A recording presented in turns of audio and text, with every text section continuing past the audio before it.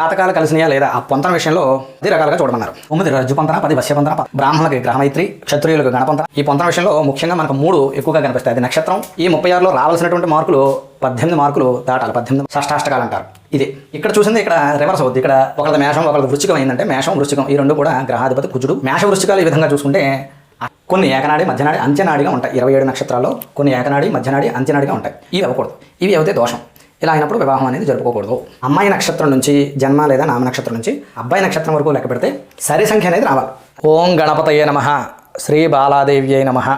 వధూవరుల జాతకాలు ఇచ్చినప్పుడు పొంతనకే 18 మార్కులు ఏ జంతువులు ఏ గణాలు అయ్యాయి అనేది అందరికీ తెలిసిందే.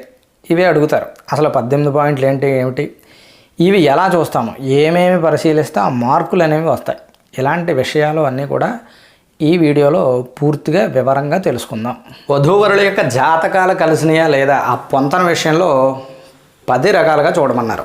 ఆ 10 ఇంకా మాట్లాడితే 12, ఇంకా మాట్లాడితే 21 అంటే 21 పొంతనలు చెప్పారు. ఆ 21 అవసరం లేదు. ఇప్పుడు ఈ 12 గురించి తెలుసుకుందాం. అవి ఏమిటి అంటే దీనికి సంబంధించినటువంటి ఒక ప్రమాణ శ్లోకం ఉంది. పొంతనాన్యశ్చు దశద గణరాశీచ నాడిక యోనివర్ణం దినంచైవ స్త్రీ దీర్ఘంచ మహేంద్రకం రజ్జు వశ్యమితి ప్రోక్తం ఉద్వాహాదిషు సర్వదా. ఇది ఆ 12 ముఖ్యంగా 10 అన్నారు. మనం 12 గురించి చెప్పుకుందాం. ఈ 12 ఏమిటి అంటే 1 గణపొంతన, 2 రాశి పొంతన, 3 నాడి పొంతన, 4 యోని పొంతన, 5 వర్ణ పొంతన, 6 దిన పొంతన, 7 స్త్రీ దీర్ఘ పొంతన, 8 మహేంద్ర పొంతన, 9 రజ్జు పొంతన, 10 వశ్య పొంతన, 11 గ్రహమైత్రి, 12 నక్షత్ర వేధ. అయితే ఈ 10 పొంతనలో 12 పొంతనలో ముఖ్యంగా అందరికీ కూడా చూడవలసింది 5. దానికి కూడా ఒక ప్రమాణ శ్లోకం ఉంది. గ్రహమైత్రం రాశికోటం తారానాడి విశేషత సర్వేషామేవ వర్ణానాం ఆవశ్యం గణయోనికం. 5 ఏమిటి? గ్రహమైత్రి, రాశికోటం, దినకోటం, నాడీకోటం, గణకోటం. ఈ 5 అందరికీ కూడా చూడాల్సినవి. అందరికీ కూడా ఆవశ్యంగా చూడాలి.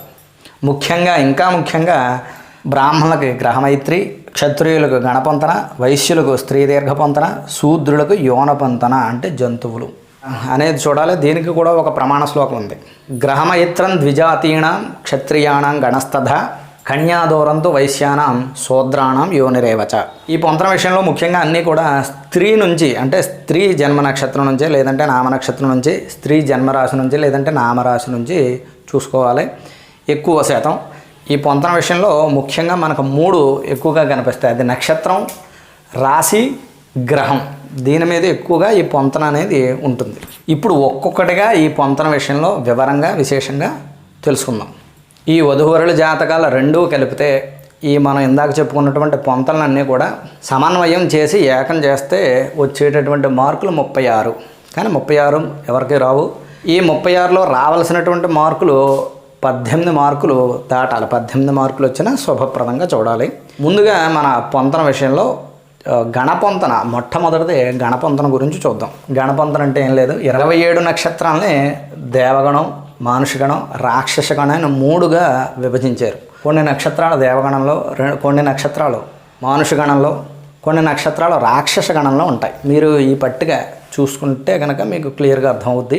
ఈ దైవ మానుష రాక్షస గణాల్లో ఒకే గణం అయితే కనుక వధూవరులు ఇద్దరిదే అది మంచిది, శుభప్రదం. దేవగణం ఇద్దరిదైనా మంచిదే, మానుషగణం అలా రాక్షసగణం ఇద్దరిదైనా శుభప్రదం.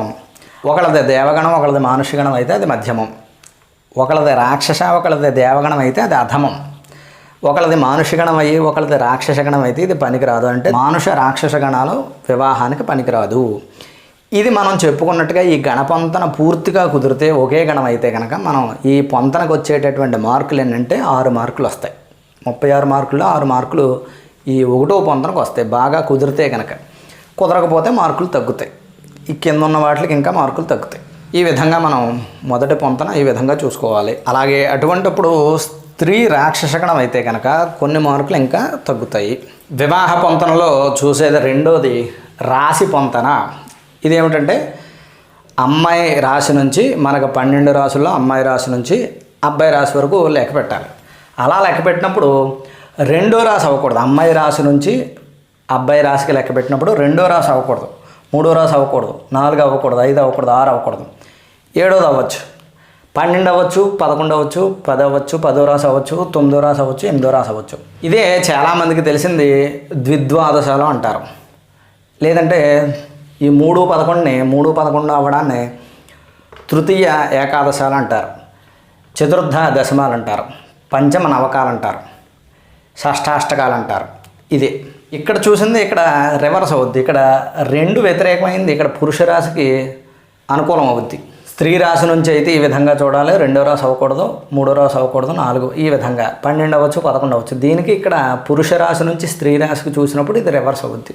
ఈ పొంతన కుదరినప్పుడు అంటే అమ్మాయి రాశి నుంచి అబ్బాయి రాశికి రెండోది అయినప్పుడు 2, 12 అయినప్పుడు ద్విద్వాదశాలు లేదంటే షష్టాష్టకాలు ఈ విధంగా దోషం కలిగినప్పుడు గ్రహమైత్రి అనేది ఉండాలి. వీళ్ళకి గ్రహమైత్రి అనేది అది కూడా ఒక పొంతనే. గ్రహమైత్రి ఉంటే కనుక ఈ రాశి పొంతన కుదరకపోయినా ముందుకెళ్ళచ్చు, వివాహం చేసుకోవచ్చు. అలాగే ఈ వధూవరుల యొక్క రాశ్యాధిపతులు ఒకే గ్రహం అయినా కూడా చేసుకోవచ్చు. ఉదాహరణకి ఒకళ్ళది మేషం, ఒకళ్ళది వృశ్చికం అయిందంటే మేషం, వృశ్చికం ఈ 2 కూడా గ్రహాధిపతి కుజుడు. మేష వృశ్చికాలు ఈ విధంగా చూసుకుంటే అష్టమం, షష్టమం అవుద్ది. అంటే షష్టాష్టక దోషం అనేది ఉంటుంది, అది కూడా దోషం. ఈ మేష వృశ్చికానికి అధిపతి ఎవరో కుజుడు. అందుచేత ఏకగ్రహాధిపత్యం వచ్చినా సరే అప్పుడు కూడా దోషం ఉండదు. ఈ రాశి పొంతన అనేది కుదురుతుంది, ముందుకు వెళ్ళచ్చు, వివాహం చేసుకోవచ్చు. అలాగే మనకి 12 రాసుల్లో స్త్రీ రాశి బేసి రాశి అవుతాయి. అంటే బేసి అంటే 1, 3, 5, 7, 9, 11 ఇలాగా. ఇలా అయినప్పుడు స్త్రీ రాశి బేసి రాశి అయితే కనుక ఈ షష్టాష్టక దోషం అనేది ఉండదు. వధూవరుల ఇద్దరి మధ్య షష్టాష్టకం 6, 8 వచ్చిందంటే 8, 6 వచ్చినా ఈ షష్టాష్టక దోషం అనేది ఉండదు. షష్టాష్టకం అంటే ఏమిటిది చూడండి, అమ్మాయి రాశి నుంచి 6, అబ్బాయి రాశికి 8, ఇదే 6, 8 అవడం ఇది దోషం. ఈ దోషం అనేది ఉండదు స్త్రీ రాశి బేసి రాశి అయినప్పుడు. అలాగే పురుషుడిది సమరాశి అయినప్పుడు అబ్బాయిది సమరాశి అంటే 2, 4, 6, 8, 10, 12 సమరాశి అయినప్పుడు ఈ ద్విద్వాదశం అనేది వచ్చినా పర్వాలేదు. అంటే చూడండి, అమ్మాయి రాశి నుంచి 2, అబ్బాయి రాశికి 12 ఇలాగా దీన్నే ద్విద్వాదశం అంటారు. అంటే 2, 12 వచ్చినా సరే అబ్బాయిది కానీ సమరాశి అయితే కనుక ఈ ద్విద్వాదశ దోషం అనేది ఉండదు, రాశి పొంతన కుదురుతుంది. మనం అనుకున్న విధంగా కుదిరితే కనుక ఈ 36 మార్కుల్లో రావాల్సిన 18, 18లో 7 మార్కులు వచ్చినట్టే. రాశి పొంతన ద్వారా 7 మార్కులు వస్తాయి. ఇది రాశి పొంతన చూసే విధానం. వివాహ పొంతనలో 3వది నాడీ పొంతన గురించి చూద్దాం. 27 నక్షత్రాల్లో కొన్ని ఏకనాడి, మధ్యనాడి, అంత్యనాడిగా ఉంటాయి. 27 నక్షత్రాల్లో కొన్ని ఏకనాడి, మధ్యనాడి, అంత్యనాడిగా ఉంటాయి. ఈ వధూవరులిద్దరే కూడా ఏకనాడి నక్షత్రాల్లో కానీ ఉంటే కనుక వాళ్ళ వివాహం చేసుకోకూడదు. ఏకనాడి దోషం అనేది వర్తిస్తుంది వాళ్ళకి. ఏకనాడి దోషం ఎవరికి ఉండదు? ఉత్తర, శతభిషం, పూర్వభద్ర, పునరోసు, ఆరుద్ర, మూల, అశ్విని ఈ నక్షత్ర జాతకులకి ఏకనాడిలో ఈ ఏకనాడి ఉన్న దోషం అనేది ఉండదు. అలాగే మృగశిర, పుష్యమి, చిత్త, అనురాధ, పూర్వాషాఢ, పుబ్బ, ధనిష్ట ఈ మధ్యనాడి దోషం అనేది వీళ్ళకి అంటదు. ఏదైతే ఈ నక్షత్రాలు 2వ వరుస చెప్పుకున్నామో వాళ్ళు. ఇక 3 అంత్యనాడి కృత్తిక, విశాఖ, ఆశ్లేష, శ్రవణం, మఖ, ఉత్తరాషాఢ, రోహిణి ఈ నక్షత్ర జాతకులకి ఇరువురి కూడా అంటే అమ్మాయిది కావచ్చు, లేదంటే అబ్బాయిది కావచ్చు, లేదంటే ఇద్దరిది కలిపి ఈ నక్షత్రాల్లో ఉంటే కనుక వీళ్ళకి అంత్యనాడి దోషం అనేది ఉండదు. 27 నక్షత్రాల్లో 3 కేటగిరీలుగా విభజించారు: ఏకనాడి, మధ్యనాడి, అంత్యనాడి. అంటే ఏకనాడి నక్షత్రాలు కొన్ని, మధ్యనాడి నక్షత్రాలు కొన్ని, అంత్యనాడి నక్షత్రాలు కొన్ని. ఆ నక్షత్రాల్లో కానీ వధూవరులు వివాహం చేసుకుంటే దోషం. అయితే ఎవరికి ఉండదు ఈ దోషం అంటే మనం ఇక్కడ చెప్పుకున్నటువంటి ఏకనాడి దోషం వీళ్ళకు ఉండదు, మధ్యనాడి దోషం వీళ్ళకు ఉండదు, అంత్యనాడి దోషం వీళ్ళకు ఉండదు. అలాగే ఇంకేంటంటే వధూవరులు ఇద్దరిదే కూడా ఒకే రాశి అయ్యి వాళ్ళది ఇద్దరిది భిన్నపాదం అయితే కనుక వాళ్ళకి దోషం అనేది ఉండదు. అలాగే ఒకే నక్షత్రం ఇద్దరిదే అయ్యి భిన్న రాశి అయితే కనుక వాళ్ళకి కూడా ఈ ఏకనాడి దోషం అనేది వర్తించదు. ఇక రజ్జుకూటం, రాశికూటం ఈ 2 కూటాలు కూడా కుదిరితే కనుక ఈ ఏకనాడి దోషం అనేది వధూవరులకు వర్తించదు. అది ఈ విధంగా పొంతనలో 3వదైనటువంటి నాడీ పొంతన అనేది ఈ విధంగా చూసుకోవాలి. నాడీ పొంతనలో మనం ఇందాక చెప్పుకున్నటువంటి నాడీ పొంతన ఏకనాడి అనేది అవ్వకూడదు. ఏకనాడి అవ్వకుండా ఉంటే కనుక ఆ పొంతనకు 8 మార్కులు వస్తాయి. ఇక 4వది చూసుకుంటే యోని పొంతన. 4వది యోని పొంతన. యోని పొంతన, యోని కూటం అని కూడా అంటారు. ఇది వధూవర నక్షత్రాల్లో ఒక్కో నక్షత్రానికి ఒక్కో జంతువు అనేది ఉంటుంది. ఇది చాలామందికి తెలిసిందే. ఈ జంతువు అనేది విరోధ జంతువులు అవ్వకూడదు వధూవరులు ఇద్దరే కూడా. ఇది ముఖ్యంగా శూద్రులకి చూడాలి. ఇక్కడ పక్కన ఇచ్చినటువంటి పట్టిక చూడండి. ఈ పట్టిక చూస్తే ఏ నక్షత్రానికి ఏ జంతువు అనేది తెలుస్తుంది. విరోధ జంతువులు అంటే ఏమిటి? ఒకళ్ళ ఆవు, ఒకళ్ళ పులి, ఇలాగా లేడీ, కుక్క, పాము, ముంగీస, సింహం, ఏనుగు, గుర్రం, దున్నపోతు, కోతి, మేక, ఎలుక, పిల్లి. ఇవి అవ్వకూడదు. ఇవి అవుతే దోషం. ఇలా అయినప్పుడు వివాహం అనేది జరుపుకోకూడదు.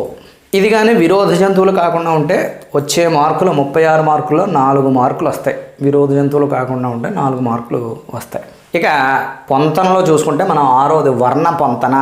ఈ వర్ణ పొంతన రాసులకి సంబంధించినటువంటి జాతిని బట్టి వివాహం చేసుకోవచ్చా వద్దా అనేది తెలియజేశారు. మేనం, వృశ్చికం, కర్కాటకం బ్రాహ్మణ రాసులు, సింహం, ధనస్సు, తుల క్షత్రియ రాసులు, మేషం, మిథునం, కుంభం వైశ్య రాసులు, వృషభం, మకరం, కన్య శూద్ర రాసులు. అయితే వధూవరులిద్దరిది కూడా ఏకవర్ణం అయితే శుభప్రదం. ఏకవర్ణం అనేది అవ్వాలి. అంటే ఒకటే, అంటే బ్రాహ్మణ, క్షత్రియ, వైశ్యులు, శూద్ర. ఈ రాశి ఆ తాలూకా అమ్మాయి అబ్బాయి అవడం మంచిది. ఇది వర్ణపంతన కానీ కుదిరిందంటే కనుక 1 మార్కు వస్తుంది. అంటే 36 మార్కుల్లో 1 మార్కు యాడ్ అవుద్ది. ఇక ఈ వర్ణం, ఈ జాతి కాకుండా, ఈ రాసులకు తాలూకు కాకుండా మిగిలినది ఏది చూసుకున్నా మార్కులు అనేది తగ్గుతాయి. 7వ పొంతన చూసుకుంటే దీన్నే దినకోటం, తారాకోటం అంటారు. ఏమీ లేదు, ఇదే తారాబలం. అమ్మాయి నక్షత్రం నుంచి జన్మ లేదా నామ నక్షత్రం నుంచి అబ్బాయి నక్షత్రం వరకు లెక్క పెడితే సరి సంఖ్య అనేది రావాలి. అది 9చే భాగించినప్పుడు. ఎలాగా?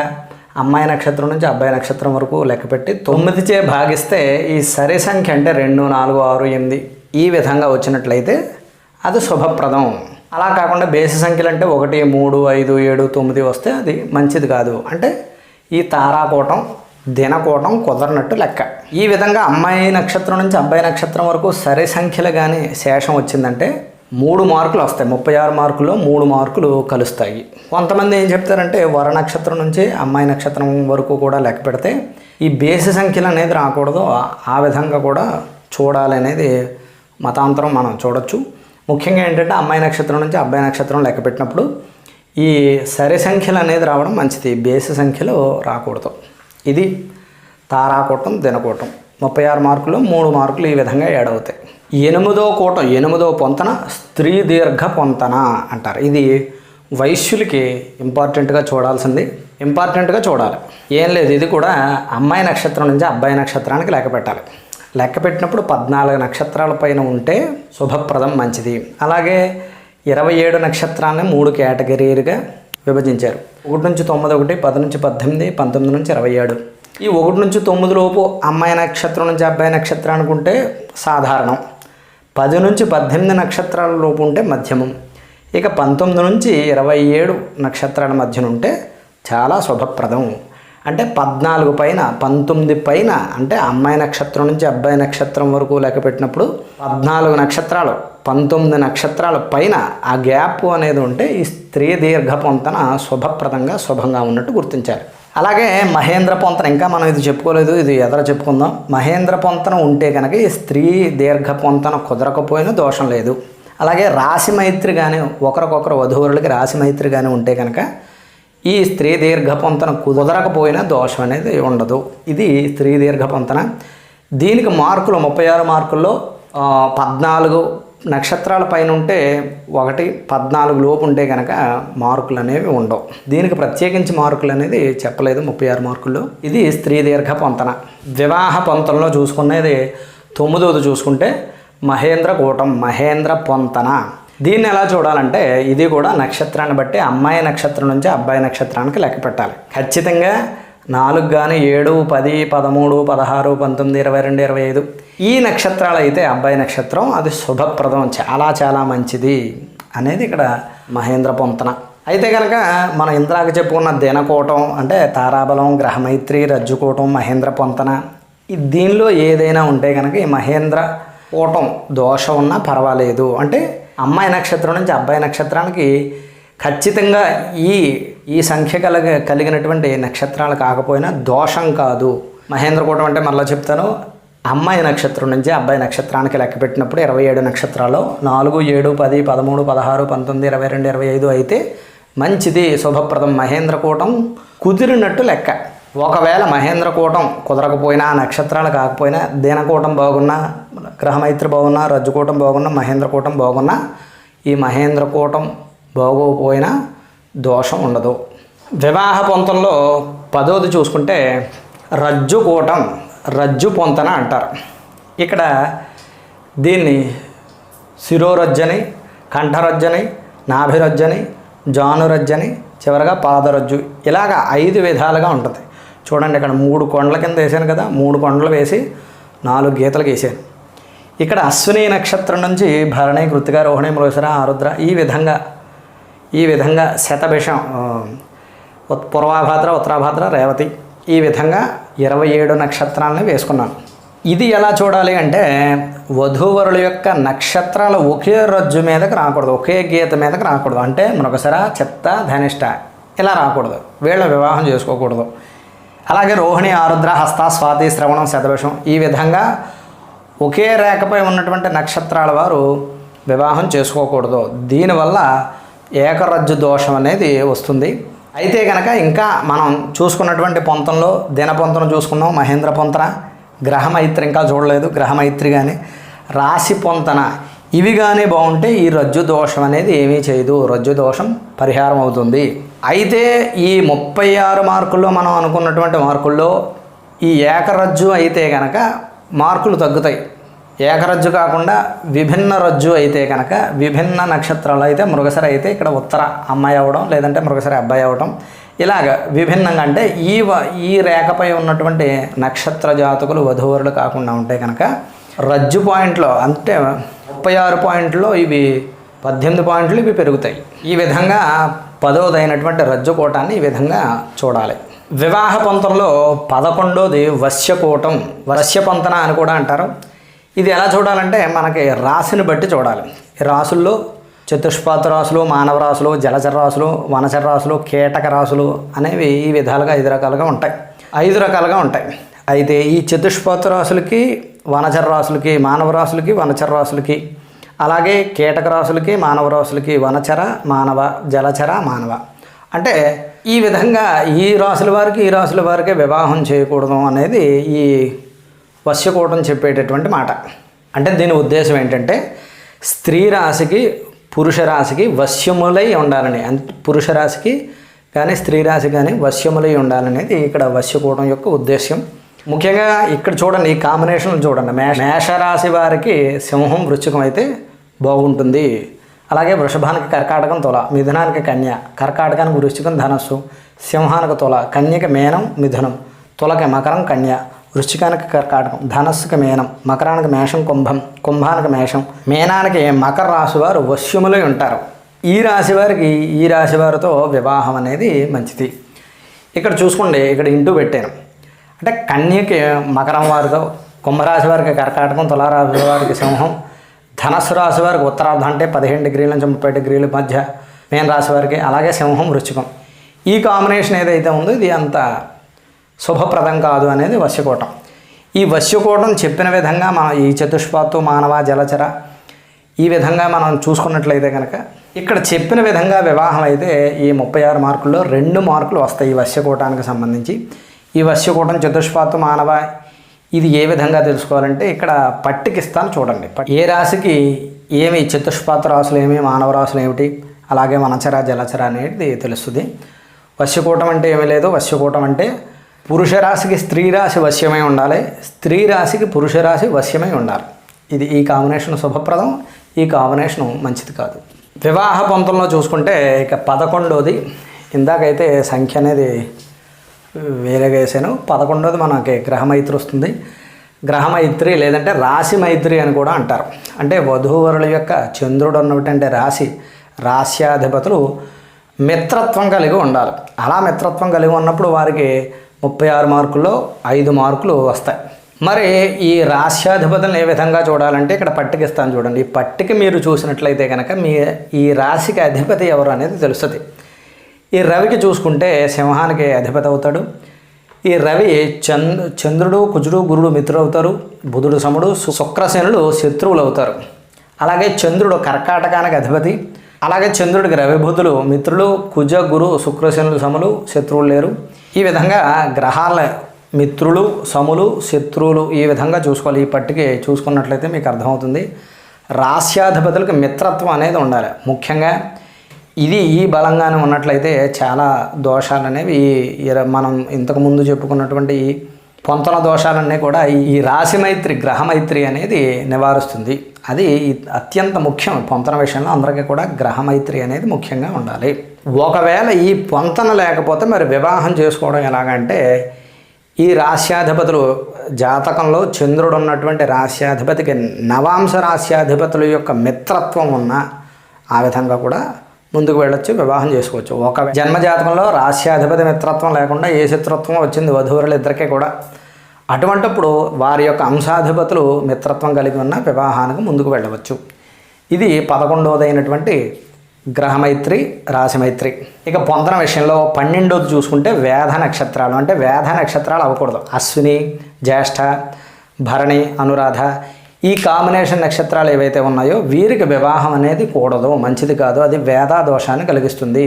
ఈ నక్షత్రాలు మీకు ఇక్కడ స్క్రీన్ మీద ఇస్తున్నాను చూడండి. ఈ స్క్రీన్ మీద కనిపిస్తున్నటువంటి ఈ నక్షత్రాలు పరస్పరంగా అంటే అశ్విని నక్షత్రం వారికి, జ్యేష్ఠ నక్షత్రం వారికి, అలాగే భరణి నక్షత్రం వారికి, అనురాధ నక్షత్రం వారికి వివాహం అనేది మంచిది కాదు. అది వేదన కలిగిస్తుంది. ఈ నక్షత్రం కాంబినేషన్లో ఉన్నటువంటి వారు వివాహం చేసుకోకూడదు. మరి ఎలాగ దీనికి పరిష్కారం అంటే వారి జాతకాలు అనేది ముఖ్యంగా చూసుకోవాలి. మనం ఇప్పుడు చెప్పుకున్నటువంటి ఈ పొంతనలో ఈ 11 కూడా ఏ విధంగా చూసుకున్నా 18 మార్కులు దాటి వచ్చిన ముఖ్యంగా ఈ వేద నక్షత్రాలు అయినప్పుడు వధూవరులిద్దరే కూడా జాతక చక్రంలో 7వ స్థానం 8వ స్థానం వివాహంగా పరిశీలన చేసుకుని వివాహానికి ముందుకు వెళ్ళడం మంచిది. ముఖ్యంగా ఈ వేద నక్షత్రాలు అయినప్పుడు జాతక చక్రాలు వేసుకుని పరిశీలన చేసుకోవడం మంచిది. ఇది చూశారు కదా, పొంతన విషయంలో ఏమి అంశాలు ఏ విషయాలు చూడాలి, వాటికి వచ్చేటటువంటి మార్కులు. ఈ వీడియో నచ్చినట్లయితే లైక్ చేయండి, షేర్ చేయండి. ఇటువంటి వీడియోల కోసం మన ఛానల్ని సబ్స్క్రైబ్ చేయండి. అలాగే ఏదైనా మీకు వాస్తు సంబంధంగా కానీ, జాతక సంబంధంగా కానీ, ముహూర్త సంబంధంగా కానీ ఏదైనా సందేహాలు కానీ సమస్యలు కానీ ఉంటే మమ్మల్ని సంప్రదించండి. ఇది మా ఫోన్ నెంబరు. మరొక వీడియోలో మరలా కలుద్దాం.